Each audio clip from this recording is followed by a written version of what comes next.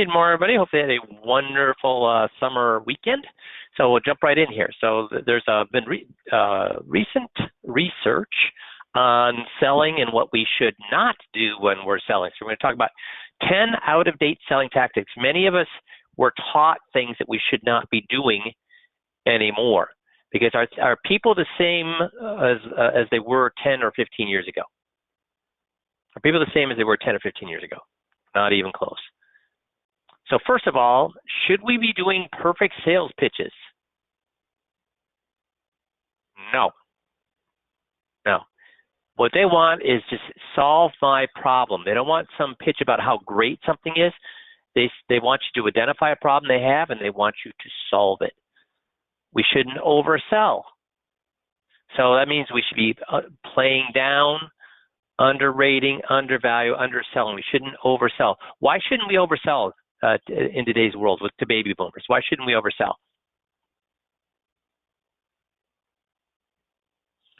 The more you try to oversell something, tell somebody, a boomer, how great something is, the more they what? Agree with you or fight back? Yeah, they don't trust salesmen, right? That's right, they don't trust salesmen. And you gotta find a target market. I'll tell you what, and there's lots of reasons I went from making $50,000 to $350 to $667 and $967 in 3 years. There's lots of reasons, but one of them was this. The year that I decided, or that I saw that big change, I started from 50 to 350, that's a sevenfold increase. I started to record my meetings, I started to use motivational interviewing, but another thing I did is this. Anybody who was below age 55, I gave those clients away. I did not even charge or try to make money on them. I gave them to another advisor with the agreement that they would not churn those people. So I just gave it to them. They didn't even have to buy it. They had to just take those clients and promise not to churn or go start canceling policies and things like that. The reason I did that is because when I looked somebody who's retired in the face and said, I only work with retired people. I don't do college funding. I don't do pre-retirement funding. I don't work with people who are trying to buy a house for the first time. I work only with people who are retired. It made sense to them. Why would that make sense to somebody who's retired? Why would you want to work with somebody who's a specialist? Why would you want to work with somebody who's a specialist? Because do retirees have the same problems as somebody who's 30 or 40 or even early 50 years old? Do they have the same problems? Not even close. And if you're going to be up to date on something, and how many doctors are both heart surgeons and dermatologists? I can help everything. There are general practitioners. How many of them do you want to go to if you need heart surgery? Do you want to go to a general practitioner for heart surgery? No way. You want to go to a specialist. So you should be finding your place and specializing in it. So when somebody comes to me and says, hey, Mike, I got this college funding thing. Do I say that's a good idea or a bad idea?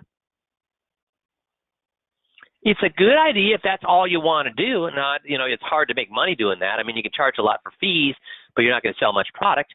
But you should not try to be both a college funding and a retirement specialist. You can't do that. You can't be a business specialist and a retirement specialist. Here's one for you. Here's a trick question. What about being a 401k specialist and a retirement specialist? Are they the same thing or different? 401k specialist and a retirement specialist, same or different? Got 1, 2. Yeah, everybody's saying they're different. They're different. So you should, because 401k means they're still younger folks. They're people 20, 30, 40, 50 years old, and they just want information about how they should invest for a 401k. How can you be a tax expert, a Social Security expert, a Medicare expert? How can you deal with budgeting things and downsizing homes and things like that if you're a 401k expert? You cannot. So find that target market. Don't try to be everything to everybody. I mean, I did this. When did I do this, guys? When was I everything to everybody? When I first got in the business, because I was just looking for what? any client that I could get. And you're right. I only made 50 grand as a generalist. Don't try to persuade. Wait a minute. Don't try to persuade. Well, then if you don't try to persuade, what should you do then, guys? If you shouldn't be persuading, what should you be doing? Who's the only person they believe? You guys are so smart. Ron, Nick, Sue, Dale, you all got it. They tell themselves. The only person they believe is themselves. Great job this morning. Awesome job. Fake enthusiasm, guys. When you are buying something and that salesperson is super friendly, super happy, super excited, what does that tell you? So, Jeff, what did ARP say about this guy who's super excited and super enthusiastic? That it was probably a red flag for fraud. That generally, if you're looking for kind of the red flags for being scammed, one is they're overly familiar. They act like they know you, even though you've never talked to them before. Yeah, and many of you guys said this. You hate them. You're immediately repulsed by them. So instead, be calm, measured, be friendly, but mostly be calm and measured. So guys, I talk fast, but when I was with the client, do you think I talked fast? No, talk slow. And I had fun and I was friendly, but I was friendly but not in a, most of the time when I was being friendly, I was laughing at their jokes. I wasn't trying to come up with my own jokes. I was laughing at their jokes, but I would always make sure I was calm and measured. Do you want your doctor to be, have fake enthusiasm, or do you want them to be calm and measured? How about your attorney? You want people that you trust are wildly enthusiastic, or people that you trust are calm and measured? They're calm and measured. Smooth talking. Don't be smooth talkers, which means slick, unctuous, ingratiating, obsequious, sycophantic, smarmy, suave, fast talking, silver tongued. Now let's talk about this though. Ingratiating and obsequious and sycophantic. We tell you to get on their sides. We tell you to empower them. But what's the difference between being sycophantic and empowering? What's the difference between being sycophantic or flattering people and being empowering? What's the difference?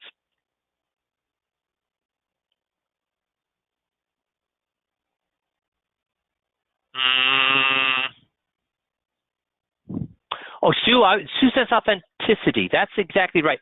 Here's how you make it authentic. If I say, oh, you're so smart, you're so smart, you're so smart, oh, I can't believe how smart you are. You're the smartest person I know. Is that empowering or is that flattering? That's flattery. It's BS. That's right. If I instead say, holy cow, Tom, the fact that you picked up on that, I've actually brought that idea to several different people, and none of them picked up on the same thing that you picked up on. Kudos to you, because I was beginning to think nobody even got what I was saying there, but you zeroed right in and you figured that out. Now, is that empowering or is that flattery? That's empowering. You find one thing that you can, we go right back to Dale Carnegie and How to Win Friends and Influence People. It says, find that thing that you can boost their ego on. It has to be something that's real, something that can be tied back to. That's what you need to do. Also, should you be fast talking? No. I always tell people this. The language you use, so if I go back here so you can kind of see some of these, fast talking, silver tongued, glib, slick, smarmy, suave. I always tell people, you should sound, if I listen to a tape, it should sound like you're sitting down with a friend having a beer. It should not. So should you be, I hear guys use words or language or phrases, and I'm like, really? What would your friend say if you use that phrase or word with them? What would your friend say? So if you're using language or you're talking in a manner that your friend would look at you sideways and say, dude, what the heck are you doing here? You're doing something wrong. So we've had guys on the system in 20 years who told me, oh, and I said, dude, you're using too big of words. Your words are too big. You're using words that are making people feel stupid. Guys, when they tell people to write, at what grade level do they tell writers to write at? At what grade level do they tell writers to write at? Yeah, 5th, 8th, yeah, somewhere in that area. So, and here's the thing, guy, and I fired 2 guys from the system, and here's why I fired them. I said, you gotta stop using those big words. You're making 50 grand a year, dude. So if you're so smart, obviously you wouldn't be making 50 grand a year. Quit using those big words. And guess what they told me? I can't. I mean, that's just natural for me. Guys, if you're using big words, should you be able to find smaller words that mean the exact same thing? If you're that frigging smart that you can only use huge words, should you be able to find smaller words that would mean the exact same thing? Are you impressing anybody with your big words? Guys, my hobby is Scrabble. My hobby is words.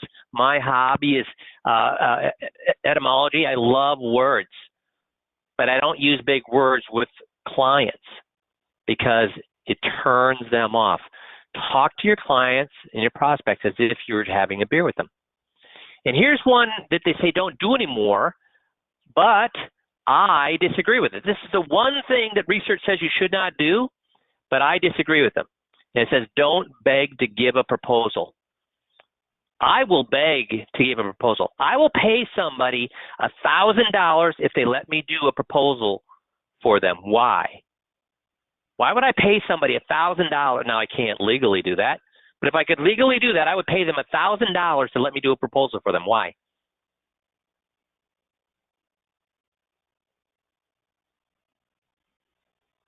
Why would I do that? Nobody knows?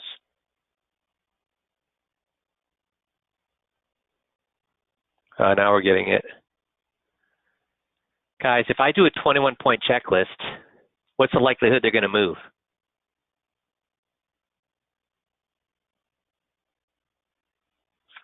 And how much of their money are they going to move? And Jeff, of all the 21-point checklists we've done in 20 years, 60,000 of them over the 20 years, how many times have we seen somebody that had all of their affairs in order, or even close to all of their affairs in order, or more than just a couple of things in order? Yeah, none. So guys, they say don't beg to do a proposal. I will beg to do a proposal. Now here's the thing. The reason they don't want you to beg to do a proposal is because they're saying don't fit a square peg in a round hole. I agree with that.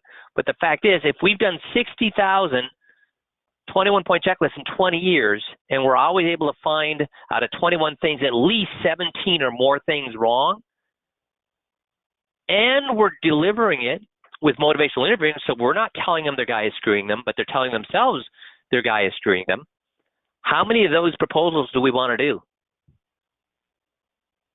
And if you're good at it, should you beg to do a proposal? Heck yeah. Heck yeah. They say don't push too hard. I agree with that. We don't push too hard. What's our close, guys? I can't close a door. I mean, I can't close a door. Remember that last year I made 50 grand. I got in front of $34 million in movable money, 101 case analysis, and I only sold 8 of them for $800,000. I can't close a door. So I had to figure out a way not to push, to instead let them come to us. So what's our hard close at the end?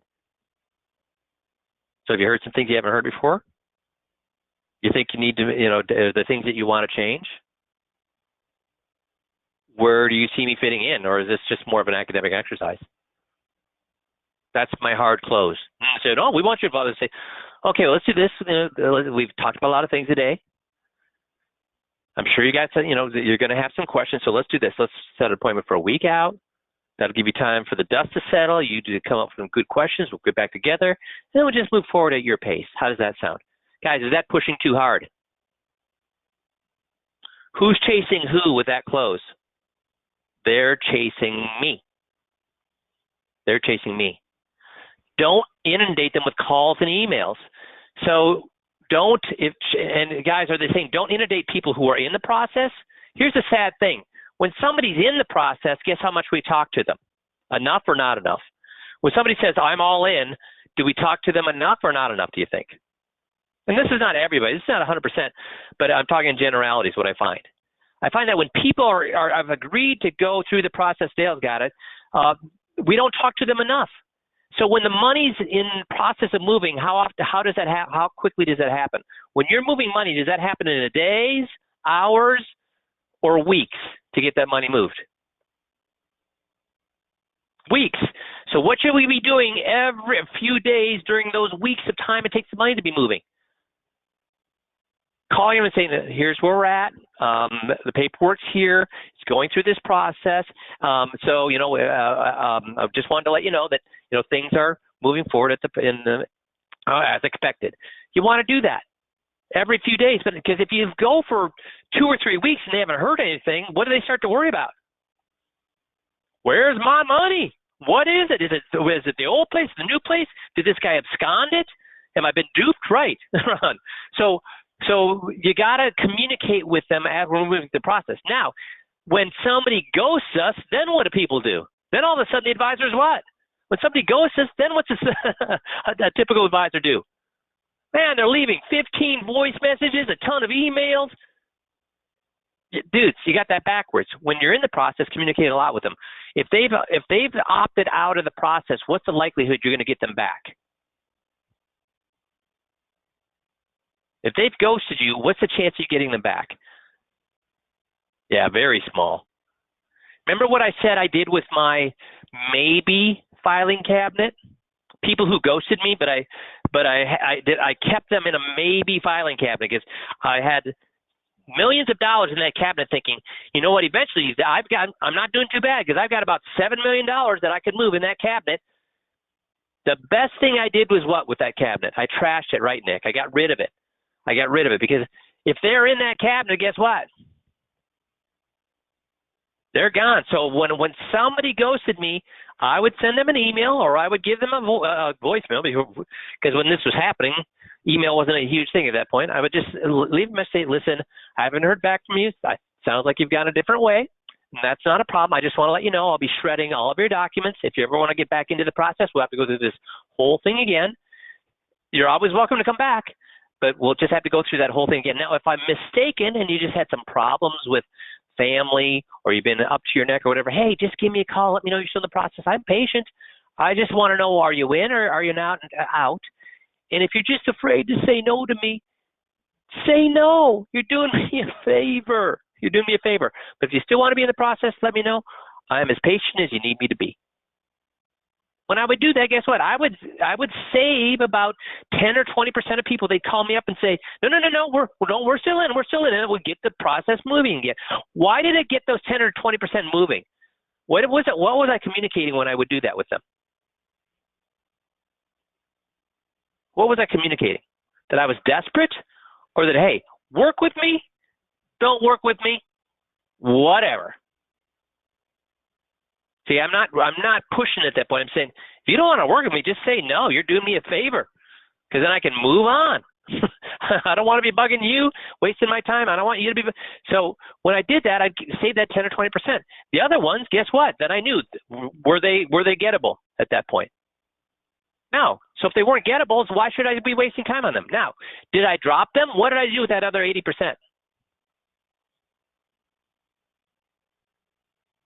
Yeah, I dripped on them. Every single month they would get my newsletter. They'd also get all my handwritten notes. Probably every 3 months they'd get a handwritten note from me. And I brought a lot of those people in. So don't inundate people who are opting out with a bunch of emails and calls. Do inundate people who are in the process, though. Keep them posted on where their money is, where everything is in the process. You got to lock them into the next steps. Never leave your office they should never leave your office without the next appointment in the book. They should never leave their office without the next appointment in the book. This is one of the biggest mistakes I see guys make. because it's more difficult. Once that is in the book, they kind of feel like they need to show up. Will some people still cancel if you've done a poor job of the 20-point checklist? Yes. But even if you've done a poor job with the 20-point checklist, it's going to conserve people if you get that appointment in the book, because they don't want to make that call to people feel obligated once something is in the book. So make sure you're doing that. Okay. So those are some. That's the most recent research on what not to do for in the sales process. Couple of financial things here. Small businesses are dying by the thousands, and no one is tracking the carnage. Yelp, the online reviewer, has data showing that more than 80,000 businesses permanently shuttered from March 1st to July 25th. About 60,000 were local businesses or firms with fewer than 5 locations.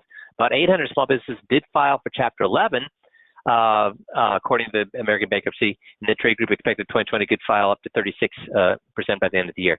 So guys, is this temporarily shuttered or permanently shuttered? And what percentage of businesses in this country are small business? Our economy is driven by big business or small business? Yeah, small business. To be sure, small business attrition is high even in normal times.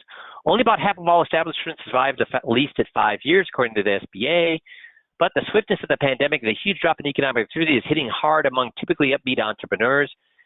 About 58% of small business owners say they're worried about permanently closing. Guys, 58% of small business owners are worried about closing. And are things getting better or worse for them going into the fall? Does anybody here think it's getting better for small business people going into the fall? No, it's getting worse. So guys, this does not bode well for the economy. So today's main topic, though, is the medical power of attorney. Let's do a tape review of the medical power of attorney. So let's jump in, and we're going to listen about 4 minutes long. So we're going to listen to the whole thing all the way through, since it's only about 4 minutes. Then we're going to go back and see what she did well and what she could have done better. So just a second here. Anyway, consider updating your medical. Can you all hear that? Just a few yeses would be good. Good. Okay, here we go. Consider updating your medical or healthcare power of attorney. So this one is a little bit different, just because more often than not, if somebody's in, say, an accident, if I was in an accident and they called my family up and told them to run down to the hospital, do you think they'd probably rush right down? Do you think they'd look all over the house for my medical power of attorney and whether or not? So what do you think they were more likely to do? Rush to the hospital. Because it's your baby, it's your husband or your wife. So when you show up at the hospital, they usually put a flat piece of paper in front of you, and what that piece of paper does, it's just a waiver of liability for the hospital. But unfortunately, it has an effect of undoing everything we've already previously put in place. So what we have a service that we use that's free, that all of our clients can file their medical powers of attorney online. And then they give you a little card. It's like an emergency contact card, but it also has, if you were ever in the hospital or if you ever needed to access your medical documents, where they could pull those things up and they could get it directly to the hospital if you needed it. Just because we wouldn't want to go through all of that work and then wind up, not having it be a moot point at the end of it. This one is quality of life directive is something that's often overlooked because it's not actually a medical document.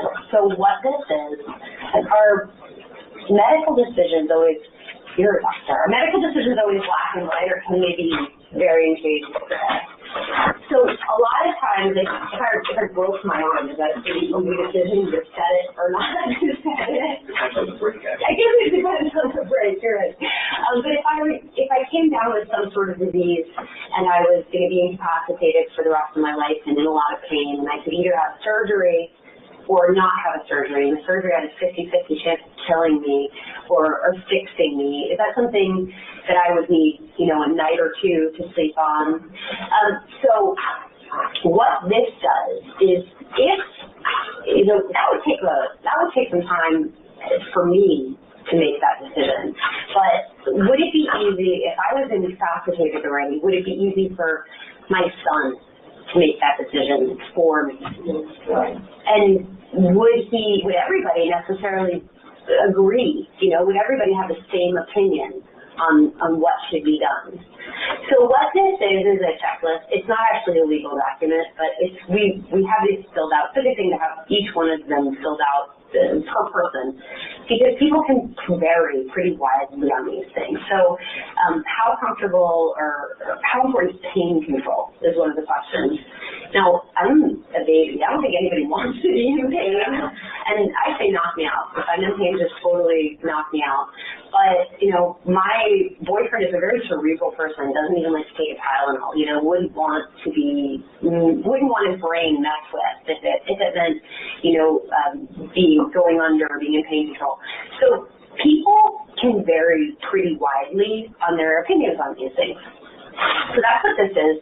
It's just, again, it's a roadmap, basically. If anyone needs to make these decisions for us, and it's not something that needs to be done overnight or even in the next couple, years, but something that just bit by bit as you think about it, it's a good thing to think about. We're not really talking about DNR. It talks about like life prolonging tactics, and it's not really, because for as awful and as sad as a DNR is, by the time you've gotten there, it's pretty much black and white. And not always, but it's pretty much black and white. But how important are life prolonging tactics in general? So I like this one. I think this one's kind of important because it's often forgotten about. It's not a legal document. So that's something that we want to get done and then just get notarized and added to the other documents.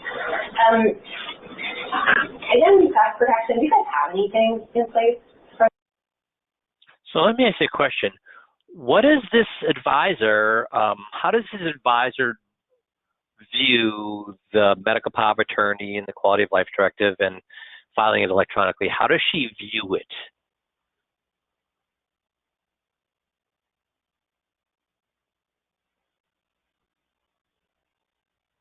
I've got throwaway, non-legal, not urgent, made it an essay. Yeah, Ronald, so you're all right, but the answer I'm looking for is more what Ron is saying, which is that he's saying, it's just another thing to do. It's a good thing to do. It's a good idea. And what we say about good ideas, and the people we want to work with, folks, and these people that she's working with have a lot of money. The people we want to work with have a lot of money. So are they, outside of COVID times, so during normal times, are people with money going out to eat when they want, driving the car they want, and going on vacation when they want? Yes. So how much of their pinky finger will they lift for a good idea? Not. So we think, geez, if I bring them all these good ideas, if I show them all these great ways to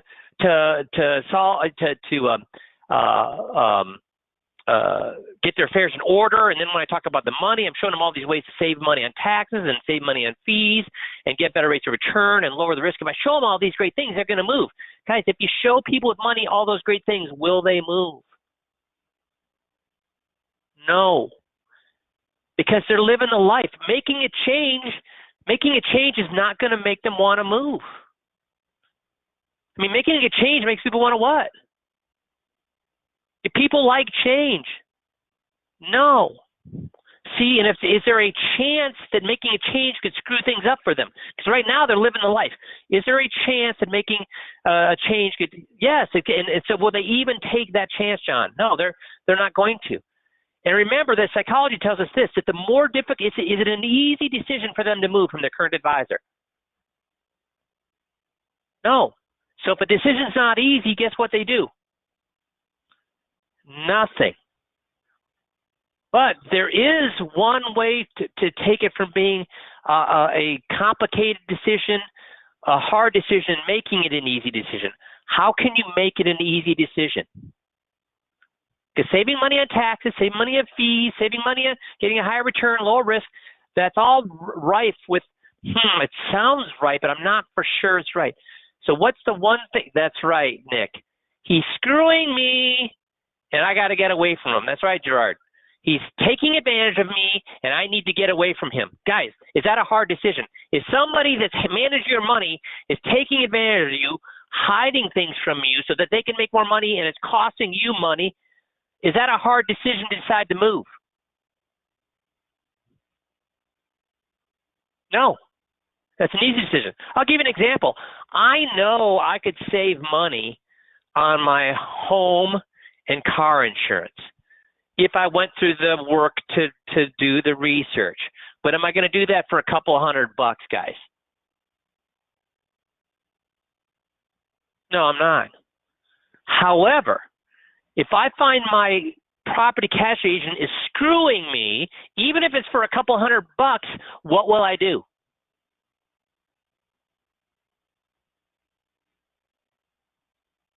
Move. Yeah. Does that make sense?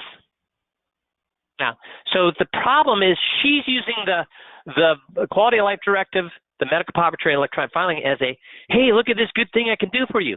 Guys, it does not work. So Jeff, what would your comment on that be? Yeah, if all it is, you know, a lot of times I hear advisors say, well, they didn't really want to do anything. They just want to chart, they ask me how much per hour to do that. I mean, if it's just a good thing, if you're really persuasive and you're really convincing, but that's all it is a good thing, the best you're going to get is somebody saying, yeah, okay, well, how much do you charge to do that? Because what's missing from what Jeff said there? Because I've heard that. You're right, Jeff. I hear that too. How much do you charge to do that? So what's missing from in the client's thoughts if they say that?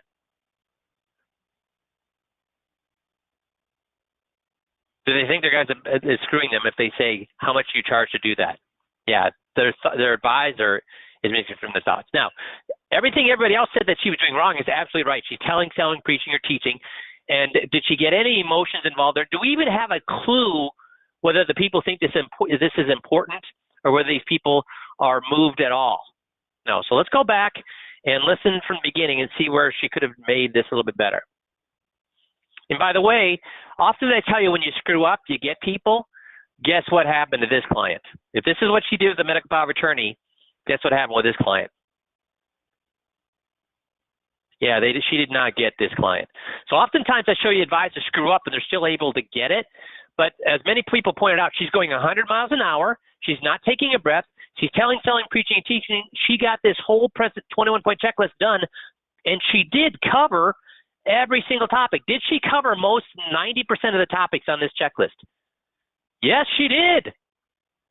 But did she do it right? No, she didn't do it right. She did all the telling, selling, preaching, and teaching.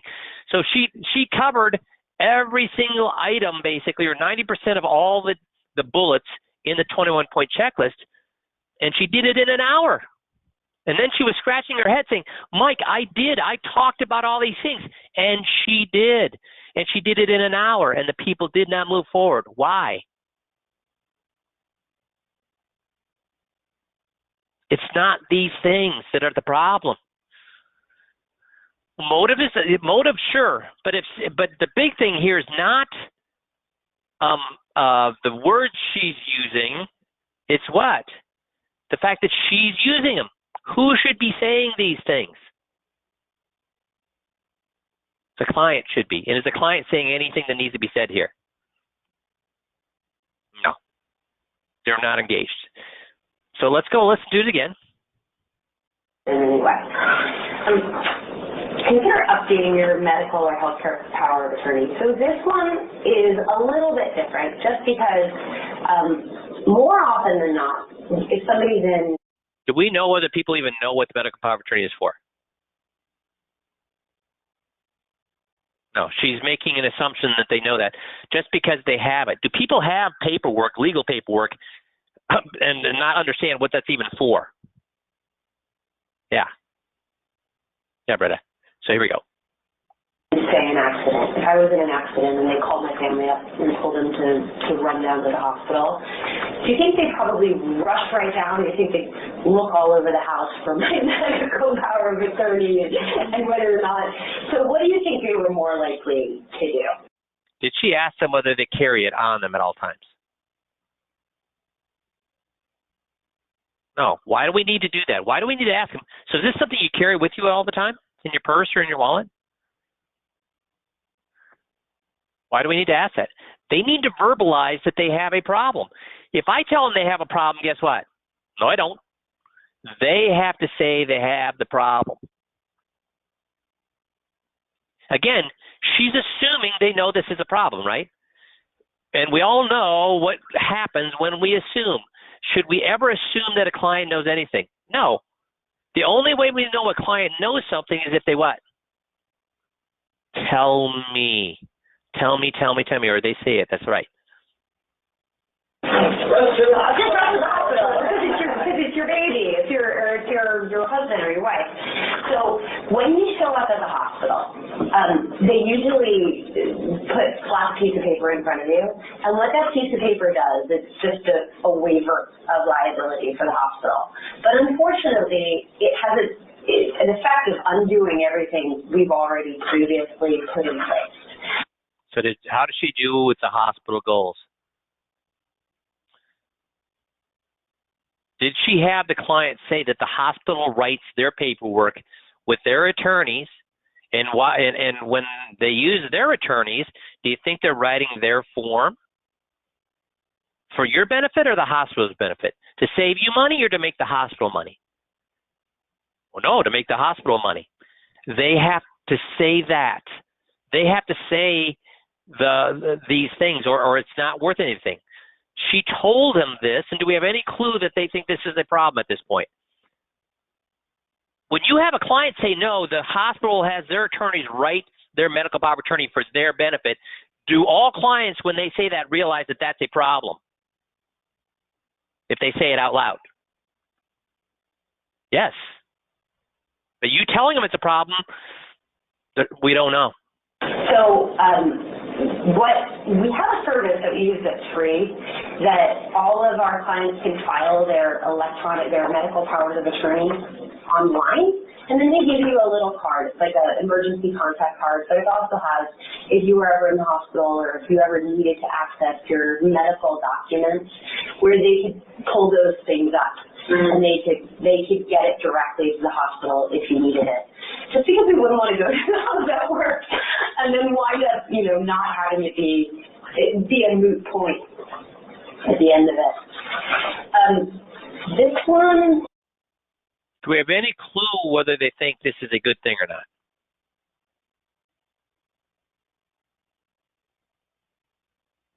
How do we know, Jeannie, that they know this is a good thing?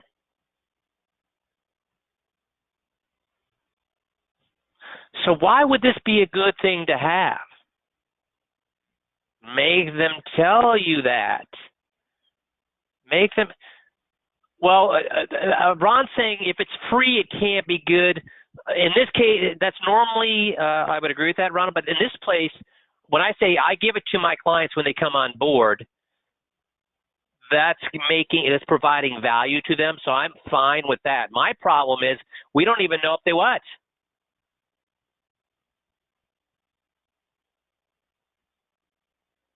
What do I not know? Jeannie, you got it. Yeah. They have to say why it's a good thing to have. They have to say why they want that thing. If they don't say it, guess what? I agree with you, Ron, but it doesn't matter whether it's value or not. Who has to say it's of value? Who has to say it's a valuable thing? Yeah, they do. Well, you say obviously, Ron, they do. But guys, what do Jeff and I talk to you continually about? This gal here and Missy, this gal super smart. She's extremely smart. So when Ron, you say obviously they have to say it. Jeff, what's the number one thing when we're doing tape reviews that we're talking to people about, that they're screwing up the scripts? What is the number one thing that we talk about, which is happening right here? Not asking open-ended questions. You're lecturing people and telling them how it is, and then your idea of a question is right. Do you agree? Yes. And again, you're saying, Ron, it's not part of the system. But guys, if we all listen to your tapes, how many of you are nailing the system? And if you're making one mistake, what's the number one mistake you're making? And if you're not, send me your tapes where you're asking nothing but open-ended questions for an hour. Guess what? Yeah, not ask the question. So we don't know whether they think this is a good thing or not. But now she's going to talk about the quality of life directive. Let's see what she says here. The quality of life directive is something that's often overlooked because it's not actually a medical document. So what I think it's so important to say, now, I looked at your medical power of attorney, but where's the other half of it? Why do I ask that question? Yeah, Ron, that's funny. Ron says he likes his kneecaps. He doesn't want me sitting in his office with a loaded 45, making sure he's asking an opening question. So, guys, why do I think asking where's the other half? What does that do to a client? We say, well, I see you have the medical opportunity, but you're missing the other half. Where's the other half? What's that do to them? That's right, and it wakes them up. They're like, what, huh, where, huh, what? And is the quality of life directive, the way we present it, is it way more important than medical power of attorney? See, I need him to have that. I need him to have that, because at this point, especially the guy, what's the guy doing at this point? He's enthralled at the front of the edge of his seat, or he's yawning and saying, wait, when are they going to get the good stuff? I've got all these things taken care of, man. So I need to wake him up. I need to have that kind of cartoon. What did you just say? No, I mean, I know my attorney. He's my buddy, man. He's thorough. He has all this stuff. What do you mean we're missing half of it? I need him to have that kind of reaction, because it gets him to understand, you know what, things aren't as good as you think. Your situation's not as good as you think it is. Does that make sense? this is, our medical decisions always, you're a doctor, our medical decisions always black and white, or can they be varying shades of gray? So a lot. Great open-ended question, then what did she do? So she asked, she answered it. That's right, John. So she asked she didn't let them answer. Guys, this is the fact that we get somebody that we've only known for a couple of weeks to leave their advisor that they have worked with for years, know, trust, and like, and we get them to do it with an hour and a half or 2 hour meeting, and they do it with all of their money. That's a miracle. That's a miracle. So do we need to go any faster? Jeff, if we could get this done faster than 2 hours, would we do it after 20 years of doing this? Oh, yeah, absolutely. It takes so why does it go an hours. hour and a half, 2 hours? Yeah, that's how long it takes them to get it. That's right. Because it's not us. We get it immediately, don't we, Jeff? When we see somebody's situation, we get it immediately. But does that matter? No. All that matters is how long does it take them to be able to explain it. And telling them it isn't going to work, guys, they have to tell you these things. A lot of times, if I broke my arm, is that a pretty easy decision to set it or not to set it? Depends on the break, actually. I guess it depends on the break, you're right. But if I came down with some sort of disease and I was going to be incapacitated for the rest of my life and in a lot of pain, and I could either have surgery or not have a surgery, and the surgery had a 50-50 chance of killing me or fixing me, is that something that I would need, a night or two to sleep on? So what this does is, that would take some time for me to make that decision. But would it be easy if I was in South? So the main crux of this, guys, is what? She's covering all of these things, but is she doing it in an effective manner? See, just telling people these things, does just telling people these things work, Jeff, if we just tell them all these things? No, it doesn't work. What I always tell people is, imagine that no matter what you do, whether you use motivational interviewing or not, every client that walks through your door is going to have to think about whether or not they want to go forward. They have to think about it. It doesn't matter what you do or how you do it, they need to think about it. So what you're trying to decide is, do I want to just tell them how it works so that they can go home and think about it when I'm not around? Or do I want to do it in a way that makes them think about it right here in front of me? That's your choice. Yep. That's exactly right. And Ron, Sue, and Kevin, you got great comments there. Now I'm going to just jump to the end here, and let's see again if she got what she needed. It's not a legal document. So that's something that we want to get done and then just get notarized and added to the other documents. So she's saying get it notarized, put it with the rest of your documents. Guys, the whole purpose of the medical power of attorney, the electronic filing, and the quality of life directive is to have the opportunity to do, what does WKOAWIB mean? Let's see how many of you know what that means. WKOAWIB, that's on your crib notes. What does that mean? Very good, Tom. Is Tom the only one that knows what that is? Well, I'm glad we're covering it. What? Oh, very good, Dean. Dean's got it. What kind of advisor would I be? Because remember, the whole reason we're doing the medical power of attorney, the quality of life directive, and electronic filing, say, so I'm just going to quickly go through it with you. Say, so you're probably again scratching your head. Why you're not a doctor, Mike? Am I a doctor, Jeff? No. So you're probably wondering, why am I doing all these things? And do I get paid to do these things, Jeff? No. No. So I know you're saying, let's get to the fun stuff, let's get to the sexy stuff, let's get to the investments, and we're going to get there.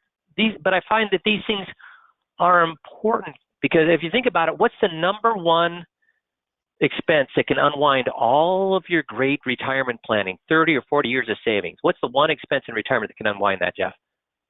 Medical emergency. Yeah. And if we're using the hospital's documentations instead of your wishes, who did we say that the hospital writes their documentation for the benefit of, you or their profit line?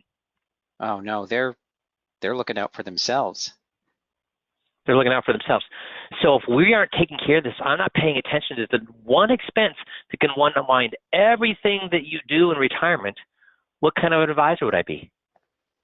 You wouldn't be a good one. Or was it, well, it's not my fault. That's not my problem. That's, you go talk to your doctor about that stuff. If that was my attitude, what would you say about me as an advisor if I was ignoring the one expense that could unwind everything? Well, that you're not doing your job. You don't care. So, I apologize that we're covering this icky, putsy stuff. I hate covering it too, but why should I cover it as an advisor? No, because it could ruin our retirement. So guys, that's, Jeff, everything else I did was for what purpose? All these other bullet points were for the purpose of doing what? Just to get to that place where you could ask, what kind of advisor would I be? And the nice thing, guys, did I mention their advisor right now? Did I mention Jeff's advisor to him? No. So it's my easy way of hammering his advisor. Remember we said that those connect the dot pictures when you grew up. The more dots are on the page, the easier it is for you to connect the dots into a picture. So Jeff's saying, we've done this with the power of attorney. We're doing the medical power of attorney. We're going to do it with identity theft. We're going to do it with all sorts of non-financial things. They're going to say, no, you'd be a bad advisor. You'd be a bad advisor. Wait a minute, you're not my advisor. My advisor should be doing it. My advisor's a bad advisor. See, over that 40 minutes of me doing this and asking what kind of advisor would I be, by 40 minutes in, guess what they've decided? That their advisor is bad. And have I even mentioned a single thing about their advisor? But after they've said, I'd be a bad advisor 15, 16, 17, 18 times, they will come to the conclusion, wait a minute, you're not even my advisor. My advisor should be doing these things. My advisor is a bad advisor. So by the time you get to the financial things, he's already what? Their advisor's already what? Kind of use the analogy of meat tenderizer. I'm just taking that hammer and I'm hammering that steak and I'm hammering that steak. And if I hammer that steak enough, Well, how tender is that steak going to be? It's going to fall right off the bone when I get into it. Does that make sense? The whole purpose of these things is, yes, to put them in a better position. Yes, to be a good advisor. Yes, to be the guy in the white hat that's doing the things that we should as financial advisors. But we need to use it to our own advantage as well, which is to have them realize their advisor is an investment salesman, not a financial advisor.